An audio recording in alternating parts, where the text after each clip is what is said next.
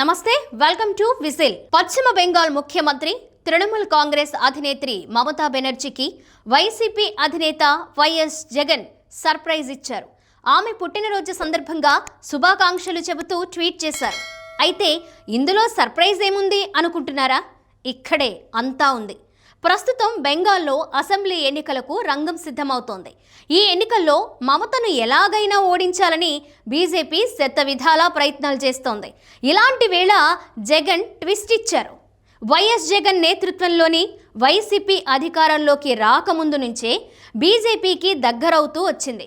అధికారంలోకి వచ్చిన తర్వాత అయితే ప్రధాని మోదీ, అమిత్ షాలకు జగన్ పూర్తిగా దగ్గరయ్యారు. అయితే ఏపీకి కావలసిన నిధుల్ని, ప్రాజెక్టుల్ని మాత్రం అనుకున్న స్థాయిలో సంపాదించుకోలేకపోయారు. చివరికి బీజేపీ జగన్కు హ్యాండ్ ఇచ్చి ఆయన రాజకీయ శత్రువులు చంద్రబాబు, పవన్ కళ్యాణ్తో జతకట్టి ఏపీ ఎన్నికల్లో గెలిచింది. అయినా జగన్ బీజేపీని వీడలేదు. అయితే తాజాగా బీజేపీ విషయంలో జగన్ అంచనాల్లో పెద్దగా మార్పు రాకపోయినా రాబోయే రోజుల్లో జాతీయ స్థాయిలో రాజకీయాలు ఎలా ఉంటాయో తెలియదు. ఒకప్పుడు జగన్ను వద్దనుకున్న కాంగ్రెస్ పార్టీ పట్ల ఆయనకు ఇప్పటికీ శత్రుత్వం తగ్గలేదు. కానీ కేంద్రంలో కాంగ్రెస్ నేతృత్వంలోని ఇండియా కూటమి అధికారంలోకి వచ్చే పరిస్థితి ఉంటే జగన్కు మద్దతుగా లాబింగ్ చేయడానికి ఎవరో ఒకరు తప్పనిసరి. అటువంటి పరిస్థితుల్లో జగన్ ఖచ్చితంగా చూసేది మమత, శరద్ పవార్ వైపే.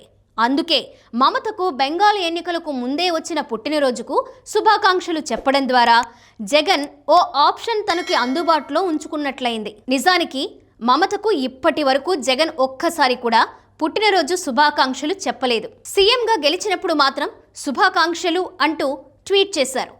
అప్పుడు ఏపీ సీఎంగా ఉన్నప్పటికీ మమతకు జగన్ దూరంగానే ఉన్నారు. దేశ రాజకీయాలపైన, బీజేపీ నేతలపైన మమత ఎన్నిసార్లు విమర్శలు చేసినా సరే జగన్ ఒక్కసారి కూడా ఆమెకు సపోర్ట్ చేయలేదు. ఆ వ్యాఖ్యలను ఖండించలేదు కూడా. కానీ ఇప్పుడు మాత్రం సడన్గా మమతకు జగన్ విశేష్ చెప్పడం చూస్తుంటే భవిష్యత్తులో ఎలాంటి ఇబ్బందులు లేకుండా ముందుగానే జాగ్రత్త పడుతున్నట్లు తెలుస్తోంది.